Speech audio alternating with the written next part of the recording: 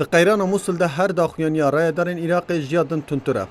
دم حکومت عراق جبو وکشاندن لشکرین ترک دبو دولت ترک بر به دویه ودچه.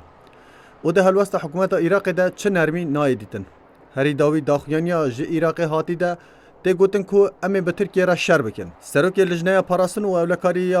پارلمانت عراق حاکم زاملی گوت امی به ترکیه را شر بکن. زاملی گوت اگر لشکرین ترک جی عراق ونکشن نزدیکاتیا ام لدجی داعش دکن ام لدجی ترکیه جی بکن چوا ام به داعش را شر دکن ام به همان آوایی به دولت ترک را جی شر بکن اف روشک گلک آساییه لسر گوتنین کو آگاهی بغداد جهاتنا لشکرین ترک یا عراق هبو زاملی گوت اف تشت جراستی دورن زاملی دا دیار کرن کو پارلمانت و عراق دی ایرو لسر مجاره هاتنا لشکرین ترک بو موسل کوم به او دی بریارن پیوست د دربار هاتنا لشکرین ترک ده بگیره زاملی دا خویاند کو اگر لشکرین ترک د مجاره پرورده ده الیکاریا عراق بکن ام آمادن کوان پیشوازی بکن لی بچرنگی ام رازینا بن کو لشکرین ترک لوربن ام به هر شیوی لدیجوان راواستن یک جه بردفکن وزارت پاراستن یا امریکای جیف دیویس دوه دابو دیار کرن کو بی داخواز حکومت عراق ام پشگری نادن چه هیزه کو سربازان لسر خاک عراق بجه بکه اف هم جبو لشکرین امریکا و هم جبو لشکرین ولات جیران درباز دبه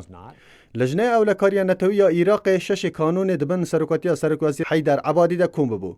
لجنه روشوکه ایرشا سرماف دسهلات عراق بناف کری بو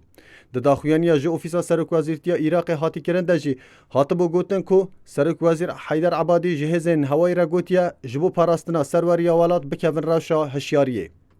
دوه د داخویانی که ده فرماندار توگاین بدر